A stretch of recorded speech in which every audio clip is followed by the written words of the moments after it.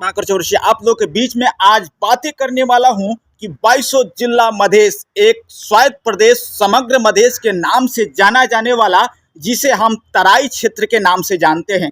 नेपाल में 3 क्षेत्र हैं, तराई क्षेत्र, पहाड़ क्षेत्र और हिमाल क्षेत्र। और तराई क्षेत्र के मुख्य करके हम देखते हैं कि चूरे क्षेत्र बहुत ही यहाँ पर महत्वपूर्ण है। और चूरे क्षेत्र का जो विनाश हो रहा है, जो यहाँ पर उत्खनन चल रहे हैं, जिसके कारण आज हम बहुत ही परेशानी में हैं। यहाँ पर पानी सूख गया है, आकाशीय जो पानी पड़ता था वो पानी अब नहीं पड़ रहा है और यहाँ पर सुखाड़ हो चुका है। कभी ये दिन होता था कि बाढ़ ही आ जाता था, पूरे ही जलमग्न हुआ करता था, पानी ही पानी हुआ करता था। लेकिन अभी आज का जो समय चल रहा है 2080 का, ये श्रावण महीना चल रहा है,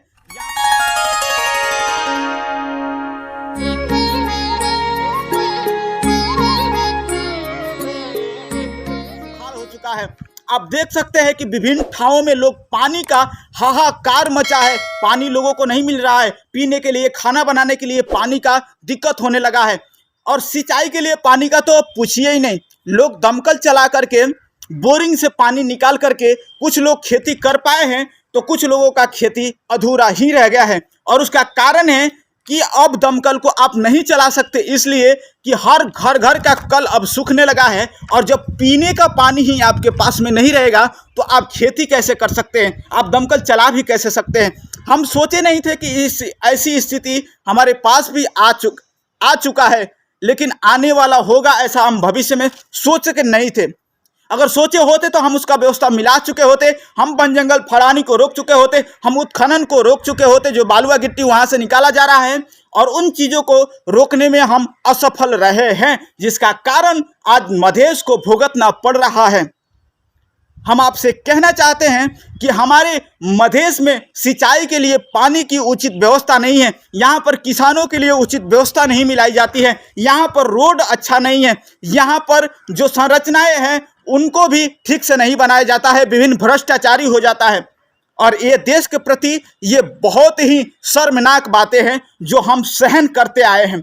और हमारे मधेश में जनसंख्या भी ज़्यादा है, यहाँ पर बजट भी जो है असंतुलन रहता है। यहाँ से राजस्व उठ करके हमारे केंद्र सरकार को ज़्यादा जाता है, लेकिन बजट यहाँ पर कम दिया जाता है। और जो बजट मिलता है उसका भी उचित उपयोग नहीं हो पाता है और फ्रीज होकर के चला जाता है, जिसके कारण हमारे मधेश की समस्या कोई सुनने वाला नहीं है। और हम और हमारी जनता यहाँ पर तड़प रहे हैं। और पानी के लिए समस्या का जिम्मेदार कौन है? गांव एरिया में अभी तक कल कुछ बाकी है, सूखा नहीं है, इस कारण से गांव से लोग पानी लेकर के आ रहे हैं और महानगर पालिका के लोगों को पानी वितरण कर रहे हैं और महानगर को लोगों को जीवित रखने में सहयोग कर रहे हैं। हम कहते हैं कि जल ही जीवन है, जल ही जीवन है। खाना 2 दिन 4 दिन ना मिले फर्क नहीं पड़ने वाला है, लेकिन पानी अगर आपको नहीं मिलेगा तो आप जीवित नहीं रख सकते हैं, क्योंकि आपकी शरीर का 70% जो हिस्सा है पानी ही है और पानी के बिना आप नहीं रह सकते हैं।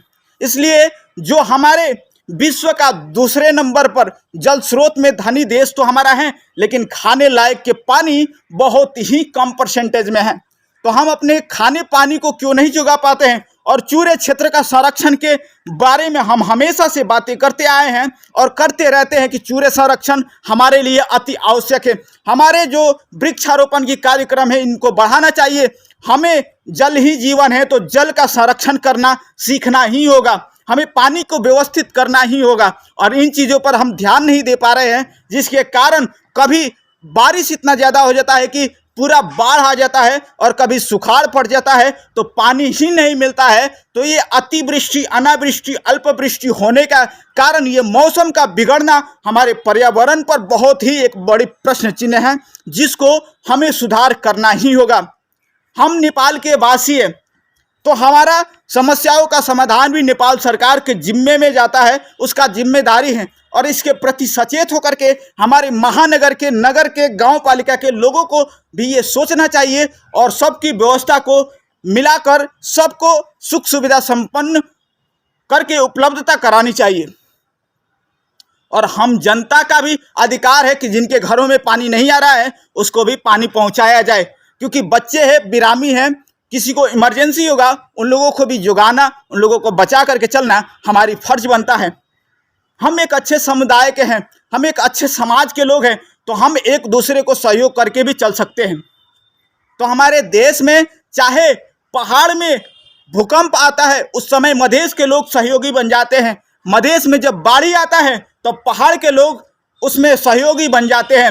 हिमालय में कोई समस्या हो तो मधेश और पहाड़ के लोग सहयोगी बन जाते हैं। और यही तो देश की राष्ट्रीय एकता है, जिस एकता के लिए हम दिन रात मेहनत करते हैं कि हमारे देश में एकता कायम रहे, हम एक दूसरे के सहायक बन सके। क्योंकि तराई क्षेत्र में बाढ़ी आ जाए, तराई में सूखा पड़ जाए, तो उस समय पहाड़ को सहयोगी बनना ही चाहिए। पहाड़ में भूकंप हो, वहाँ पर जो विभिन्न संकट आती है, तो उन संकटों में हम लोग सहयोगी बन जाए। और हिमालय में कोई समस्या आए तो मधेश और पहाड़ के लोग भी सहयोगी बन करके वो हम एक दूसरे का हाथों माले करके इस देश की संरक्षण करें और इस देश का नाम पूरे विश्व में रोशन करें। यही हमारा कर्तव्य है।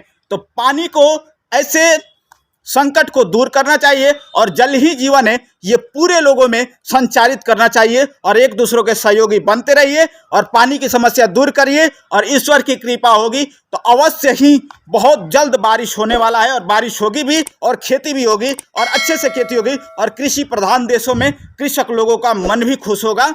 नमस्ते, धन्यवाद।